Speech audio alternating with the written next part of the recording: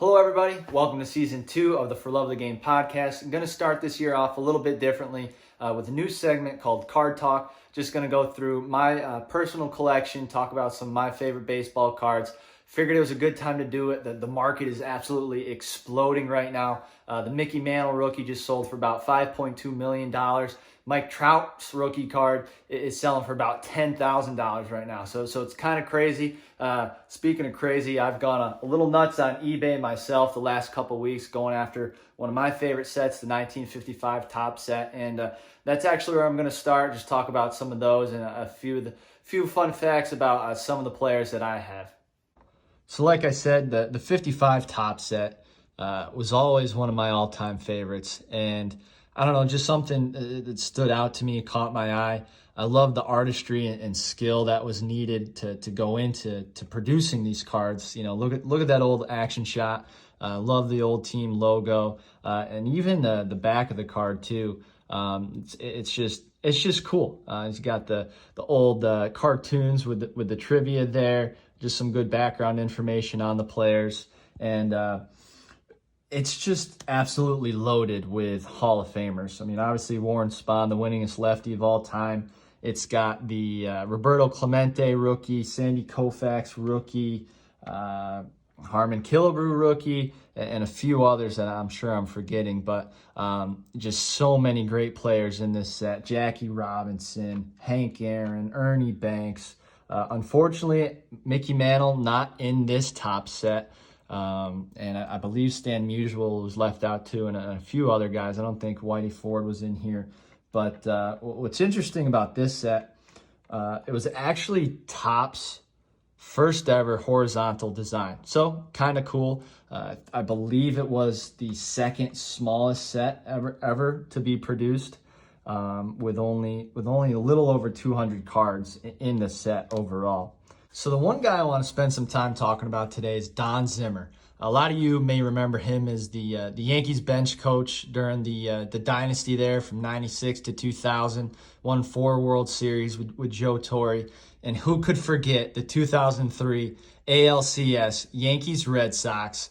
Such an intense series. You got Pedro and Posada barking at each other in the dugout. Roger Clemens throwing behind Manny Ramirez's head. I think Kareem Garcia got plunked in the back, which led to the benches clearing. And 75-year-old Don Zimmer going out there, taking off towards the Red Sox dugout right after Pedro Martinez.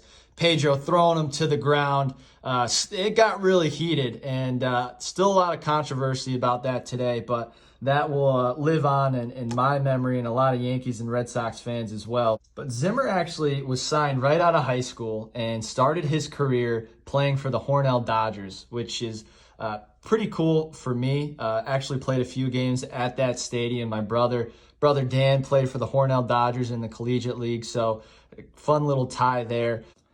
And he actually played for the Elmira Pioneers as well. And a fun story from his time in Elmira, before one of the games, he actually married his high school sweetheart right on home plate in front of a full crowd, thousands of people there. And he actually went on to go, I believe he went 2 for 3 in the game. The Pioneers went on to win. So what a cool moment, you know. And Dunn Field still there today. A lot of history, a lot of great ball players went through there. And I was fortunate enough to play one summer at Dunn Field myself.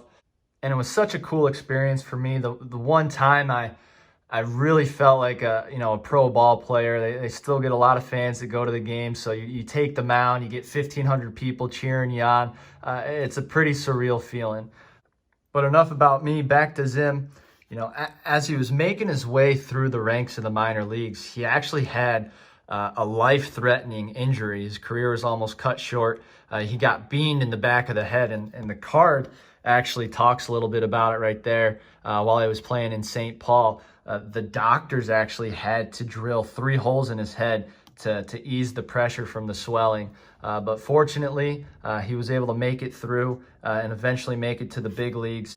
And he would actually win 2 World Series with the Brooklyn Dodgers, playing alongside greats like Jackie Robinson, Roy Campanella, Duke Schneider, Sandy Koufax, you name it. And you know, his playing career didn't last too long. He eventually transitioned to coaching, but he saw a lot of great baseball. He was a part of a lot of key moments in baseball history, including the 1975 World Series. He was the third base coach for the Boston Red Sox, and some of you might remember the Game 6 Carlton Fisk waving the ball fair to hitting the walk-off home run to force a Game 7. He was there for that. And like I said, all the championships in New York from 96 to 2000. So thanks for tuning in today, guys. Hope you enjoyed today's episode and learned something new you can take back and share with your friends.